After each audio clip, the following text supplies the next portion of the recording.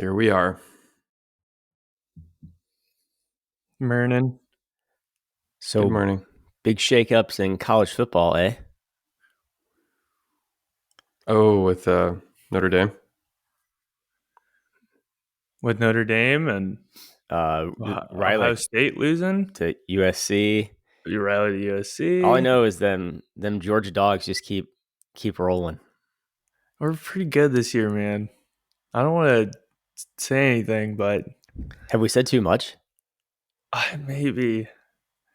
I'm so nervous. Man, I'm out of my depth. All I know is I watched a little bit of the Illinois Notre Dame basketball game, and they mentioned something about Notre Dame football.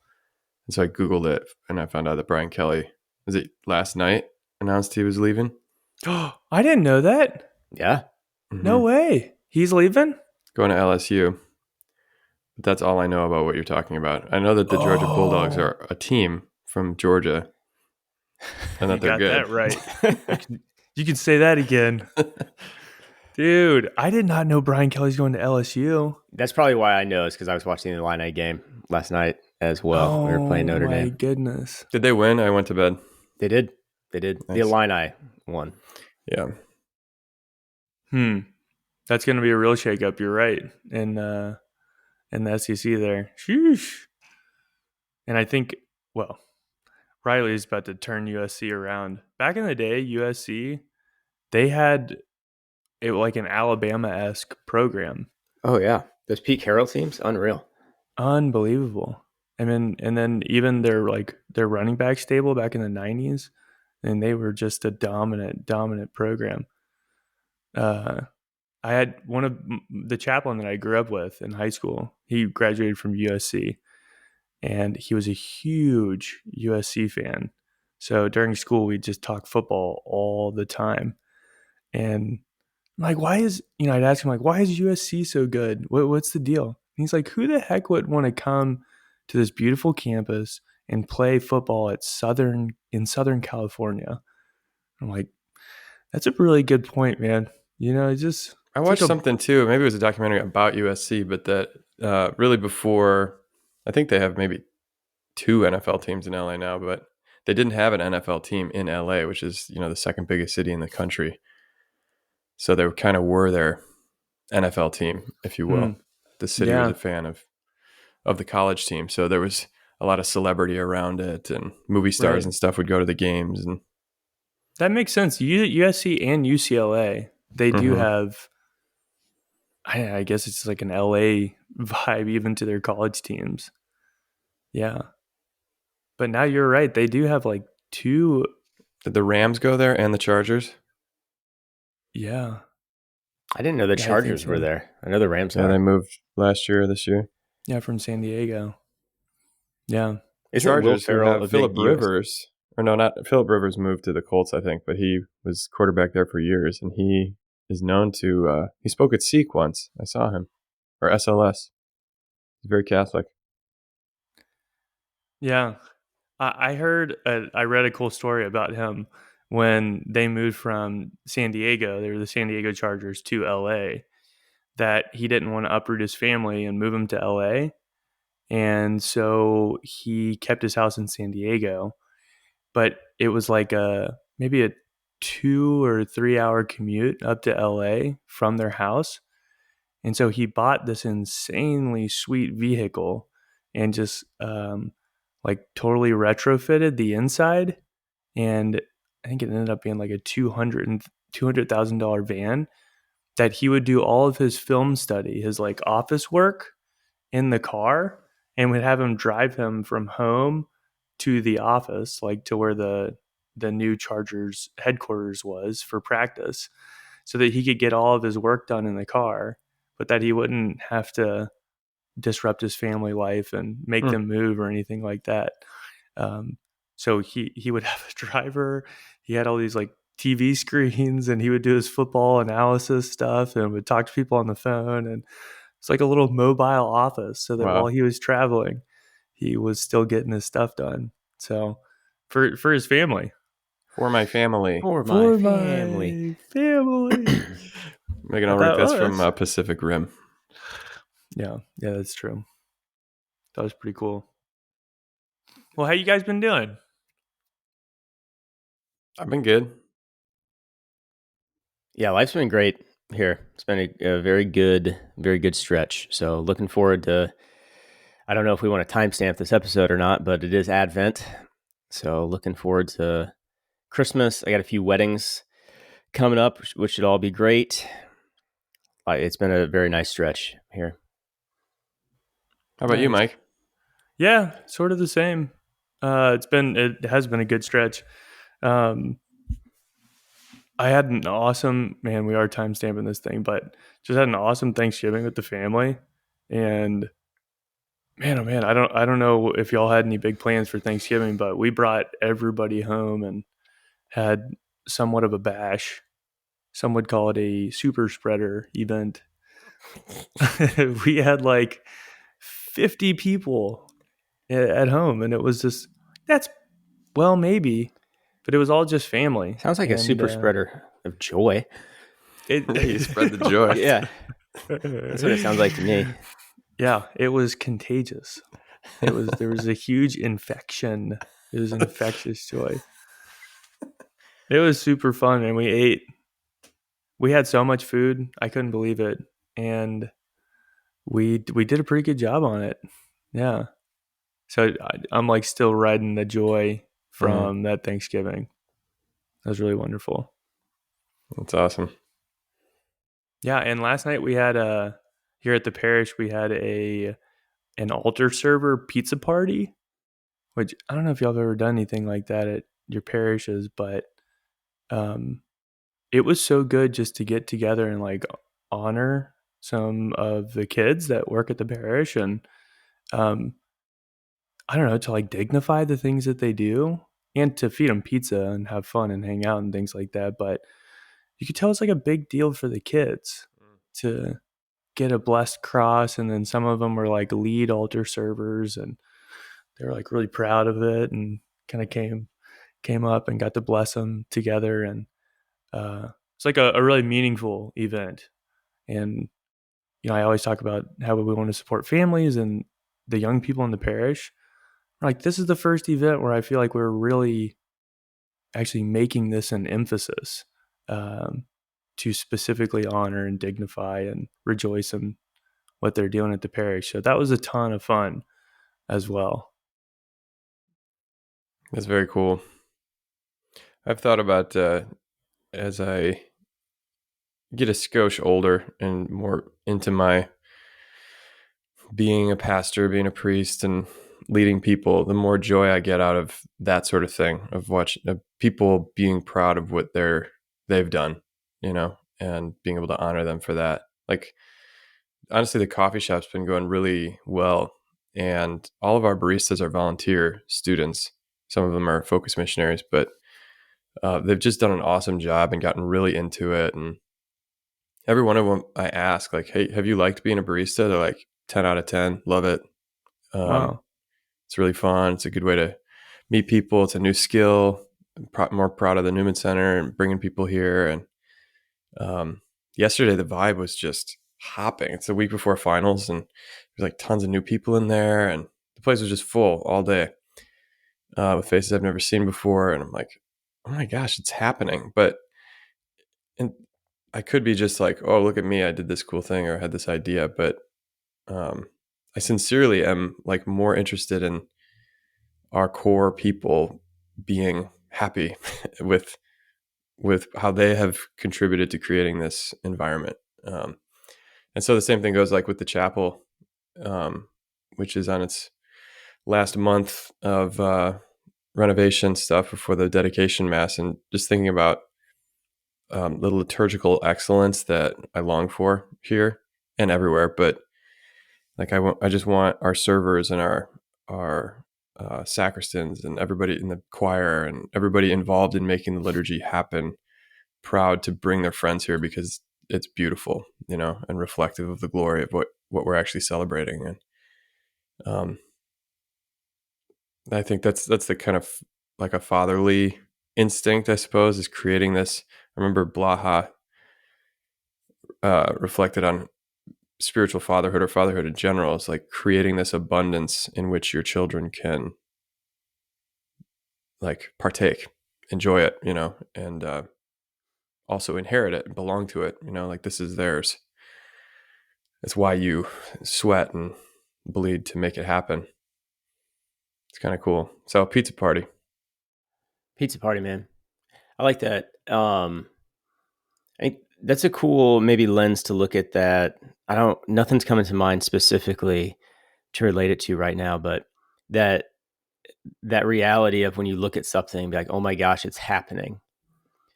But then like the response from there of like, do you just kind of like let this thing go? Do you continue to try to push to like make it grow more or be even better?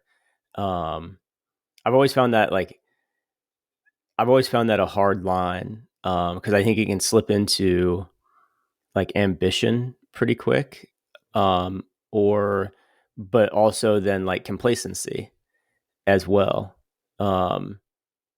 It reminds me of it's always been, like I've been obviously throughout the years around focus a lot, like working for them and now having missionaries and yeah, it's kind of like in some ways I don't know if it's annoying, but I do like kind of openly, I'll be honest, like make fun of it sometimes about like how many different like lingo and vocabulary that focus will have. And it's like, wait, why did these 3 letters change for this person's title? And like this constant, like,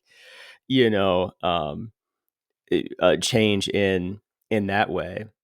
But they have this, what's impressive about it is like they have this like huge emphasis on growth and becoming better as well.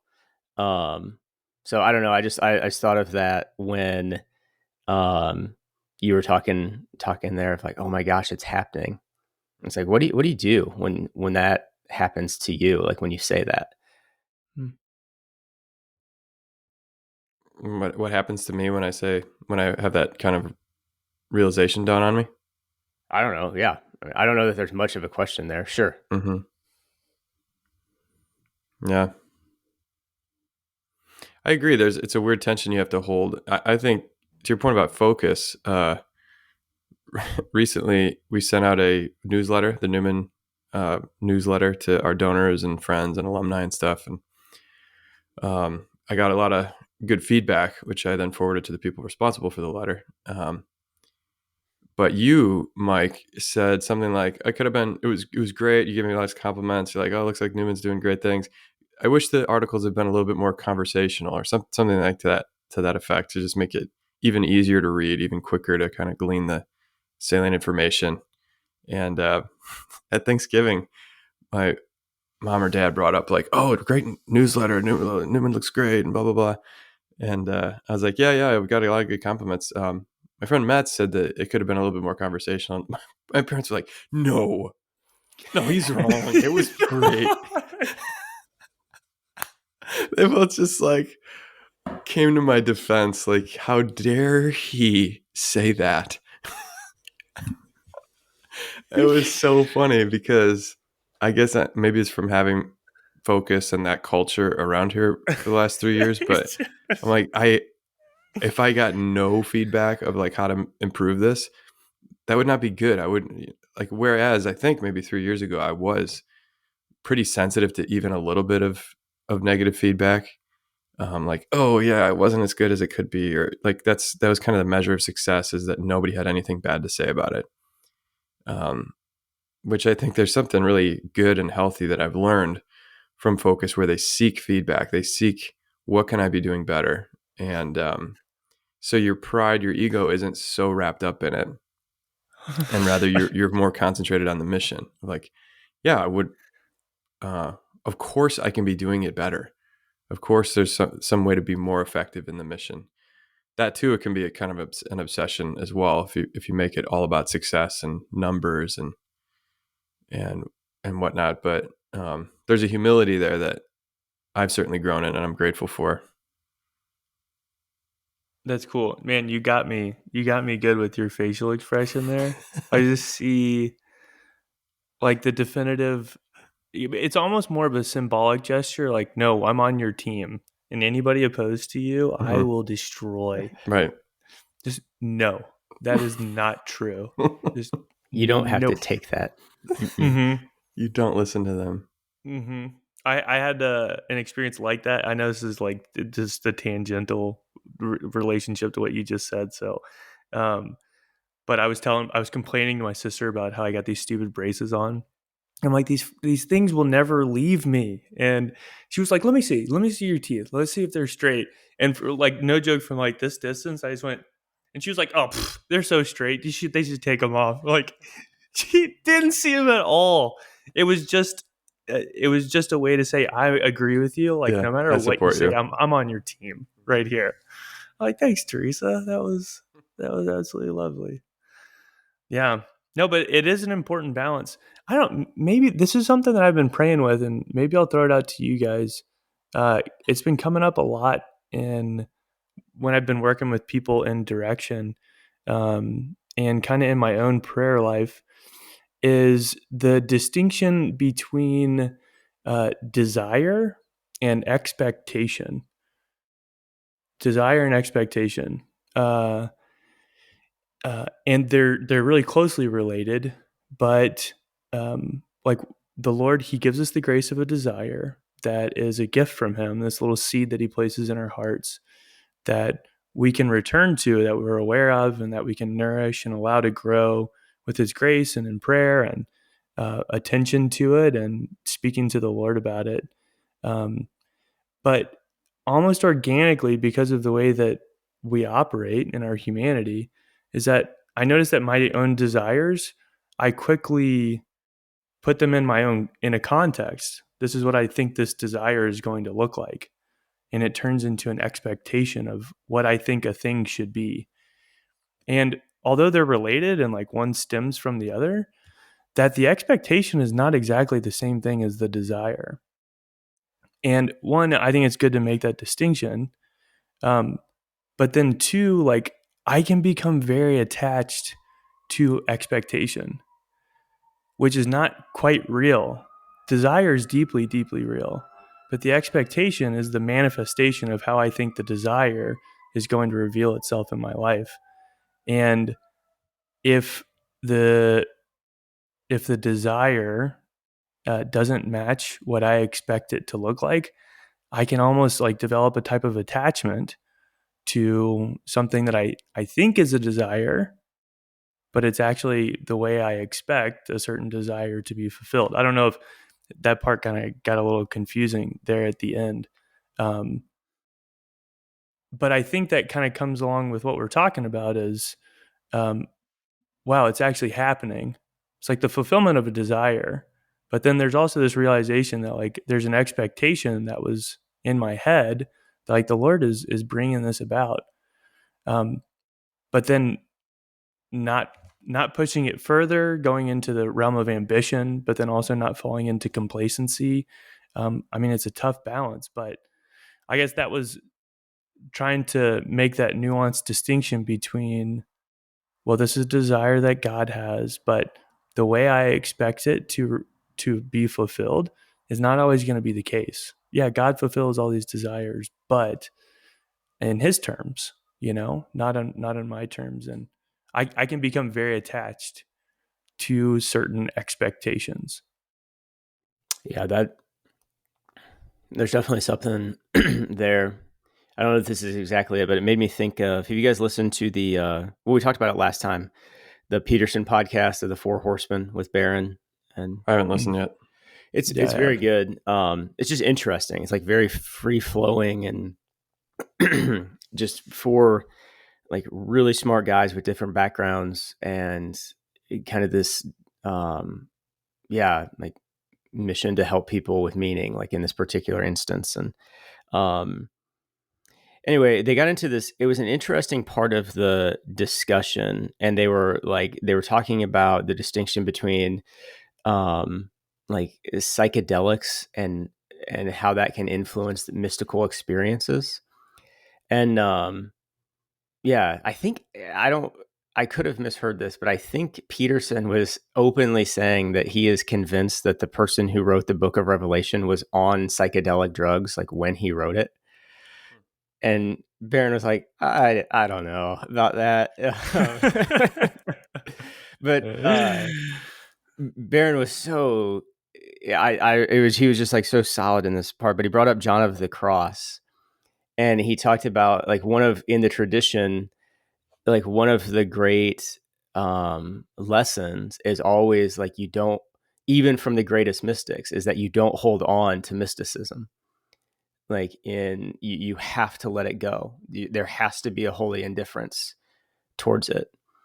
And so I thought it was interesting there, like desire and expectation, like that distinction. I think to draw the distinction, there has to be in a similar way, like a holy indifference to it.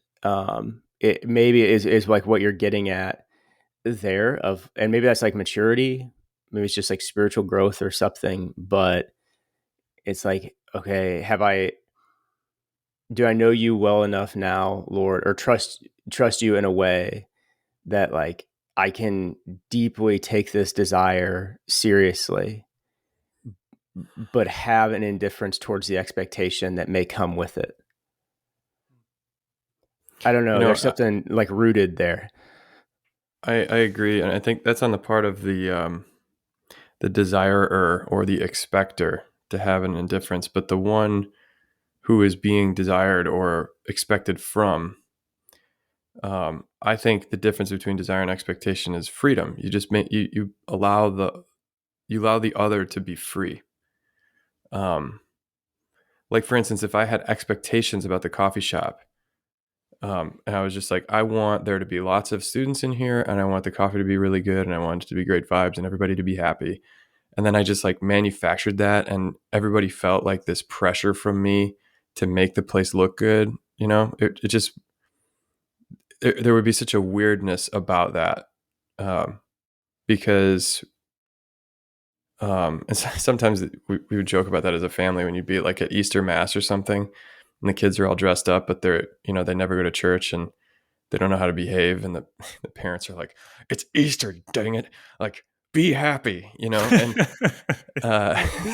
your face is so killing me.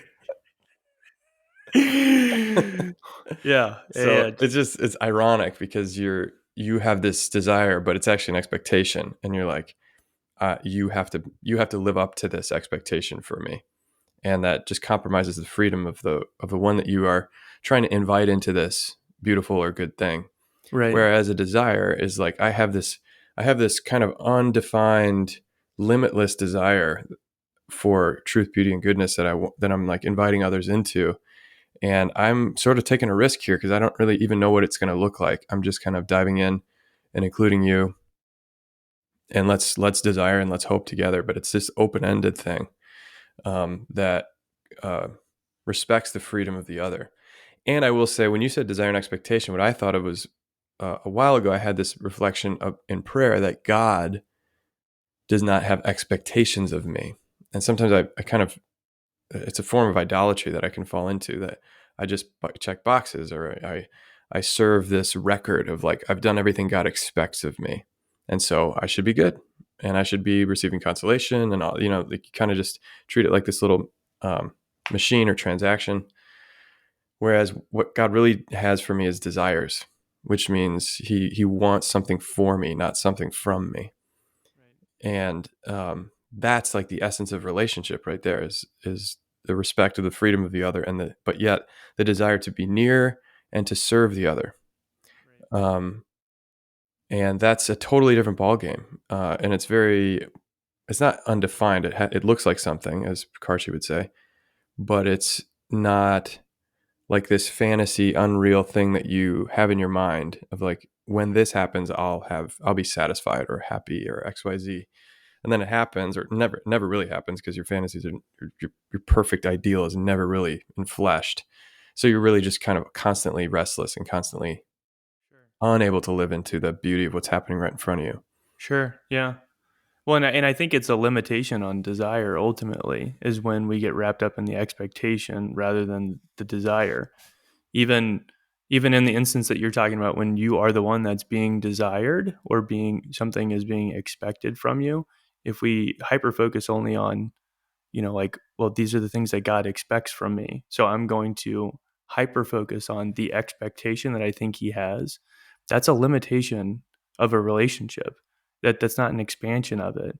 And the same thing happens in prayer. And I mean, like, an easy example that comes to mind is, if y'all have ever seen a Bridezilla, Mm-hmm. uh, Oh yeah. like, or Weddings are big on this. Like, you have I, so many expectations for the day, and oh it my just gosh, right? cripples you. I do a lot of quinceañeras, and I don't know anything about quinceañeras. I can't even. I still can't spell the word. I can't quite figure it out. There's something. It's a Yeah. mystery. I don't know. We'll figure it out. Maybe not. Scientists And still it's haven't in. proven that that's how you spell it. Yeah, I think it's lost to ancient records. And it's in Spanish. Like, my spell check doesn't work. It's like, makes it even worse.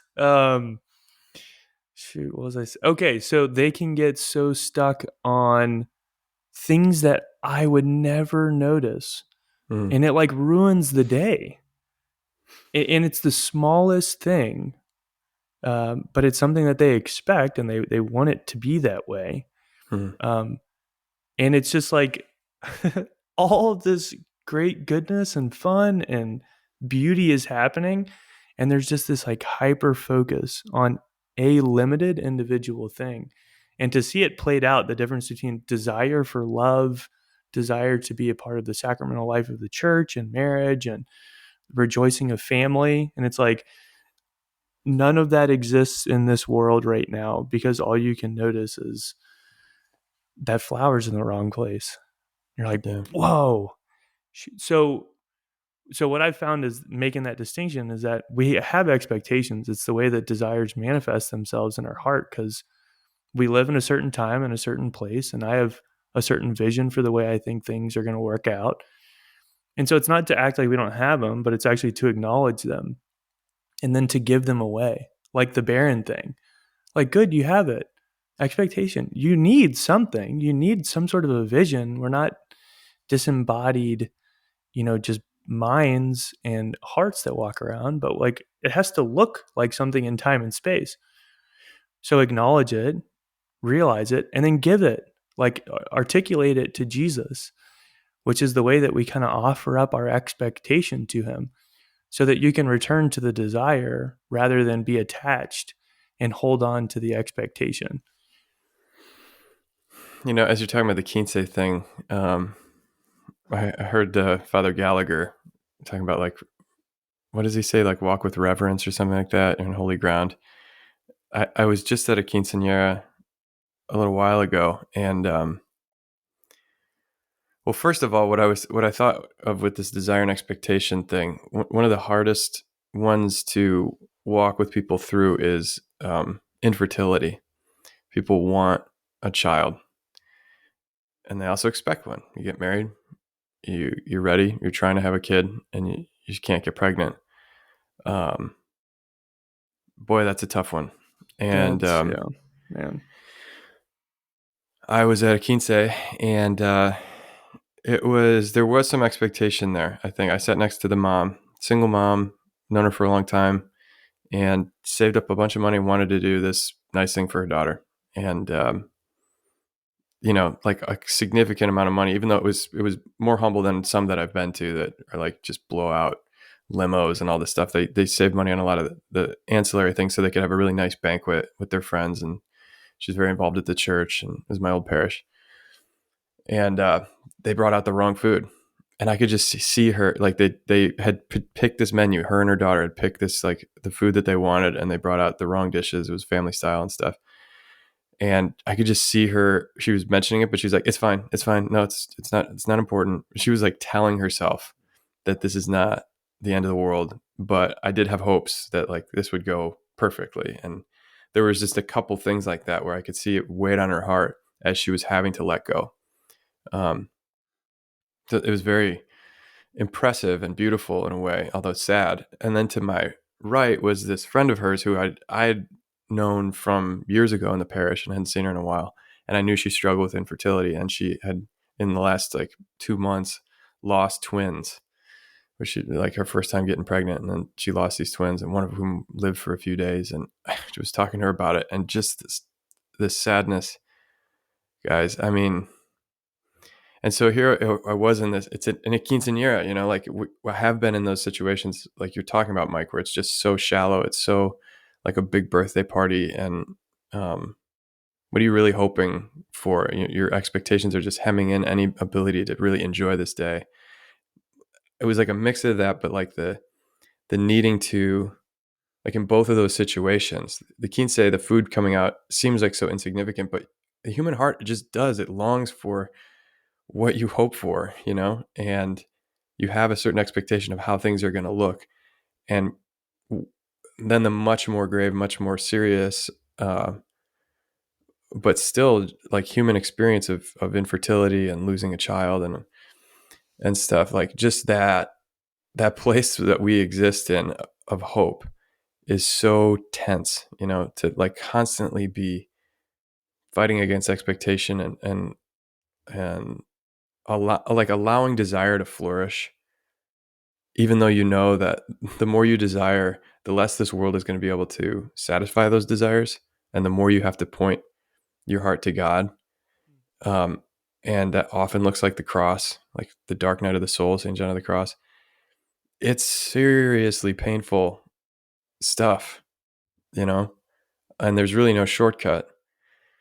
So that's why I say like treading lightly, because I mean, these sort of things, it's not a like, oh, just desire, don't expect. You know Oh what I yeah. mean? No. No, totally. I mean, those are really powerful, good examples. Um, yeah. No, and I mean, just the way that it started to come up for me as well. Like, I guess just to add to the the tenderness of the topic, the sacredness of the topic is like, to be honest, priesthood doesn't always work out the way you expect it to, Mhm. you know? And what I felt invited to in prayer was to give away that expectation of what I thought priesthood was going to be like. And in some ways, it is what I expected, but um, knowing that there is a difference between this is what I expected this to look like, but then God has this deeper desire for me that I can always return to and that I really need to hold on to. Um, that's the thing that's real here. And so I want to turn to the reality of this vocation so that I can, instead of focusing on the limitation, the limitedness, that hemming in of this gift of a desire, um, like I can let that go, because you realize you're just kind of holding on to something that's too small, Mhm. and that the Lord wants something more for you. And I mean, I don't want to call myself a spiritual genius or anything like that, but Your it's words, out not there mine. now. Yeah, somebody said it on the podcast about me, uh, but like I had never been able. That was a really helpful distinction for me because it put some separation, and I think at least articulated something that was real, that um, brought hope, but then also allowed me to like make an offering to Jesus, because it's not like our expectations are deeply human. So we can't walk around like, again, like we're disembodied. And like, I'm just not going to expect anything. Mhm. I don't think that's what holy indifference means. There's like something bizarrely inhuman about that. Right. You know, if you just came into your coffee shop and you were like, do whatever, anything, Yeah. free coffee beans, make your coffee on your own. Or that mom like spent all that time planning a quinceanera and like didn't plan for the food and Hmm. didn't care about that. Like, that's weird. So that's not it either. Right. But to be able to articulate it and then to give it to the Lord is a way like I think we're giving our humanity to Christ, which then allows him to transform it into his divine desire. Yeah, I Yeah, go ahead. go ahead. Rob. Good. Oh, I'm tentative to just throw this out there, but something you said just in your mannerisms reminded me of Baron a few minutes ago, Mike. So take that for what it's worth. Oh, baby. But when you were describing it, it was just like him of like, good, let it go. Like, just like that. And, I just like hear him saying that, I don't know. Yeah. What I was thinking of there, cause there is like this kind of like sacred ground that we're on with it. It's funny.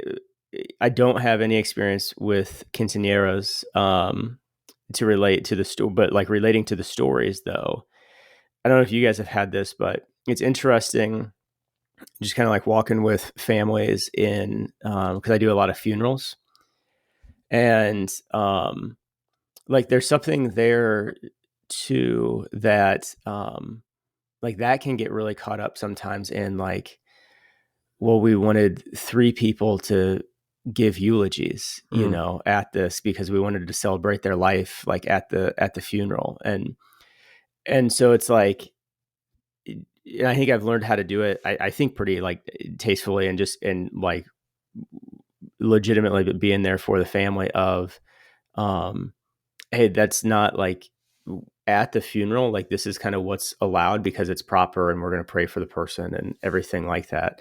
But there is something, yeah. I mean, I don't know. I don't really add anything new there. I'm just kind of relating to what you guys have um, been talking about, because there is something like if you can find that, like what you're saying, like that distinction between like the expectation and the desire, that is where like humanity lives, like actually being human and allowing yourself to be like sad and wounded and like have empathy and like feel this like heaviness of the world, but then also like very much live in hope, which isn't like giddy all the time.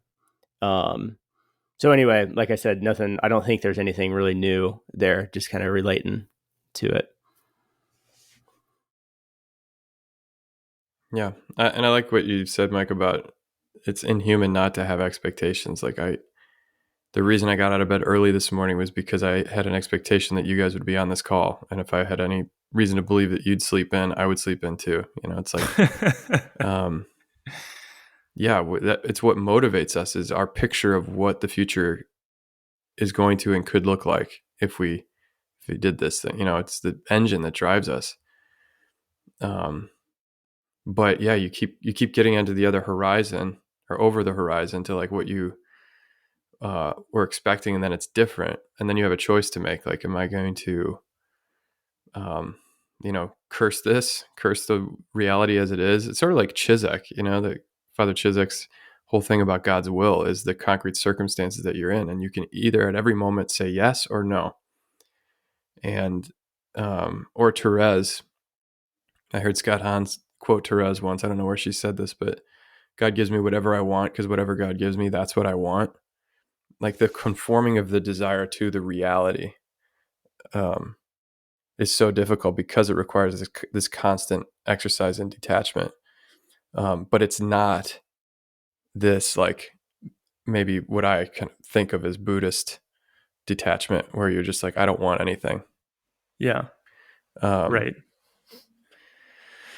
And I like that Therese line right there. That's not a cheap line. Right. That's real deal. Like she died. Right. Tuberculosis is one of those things that she wanted because God allowed it. Well, right. Well, but and through her life, she like gave her life for that reality. Mm-hmm. Like that's not just a cheap what Rob, your line, the like grace is not cheap. For her to be able to say that, I think that's Dietrich Bonhoeffer, just to be fair, Well, I not mean, Rob Johnson. that's But Megan. Huh? Megan, What? you know who to attribute that quote to. Okay, so let's What just. did you just say?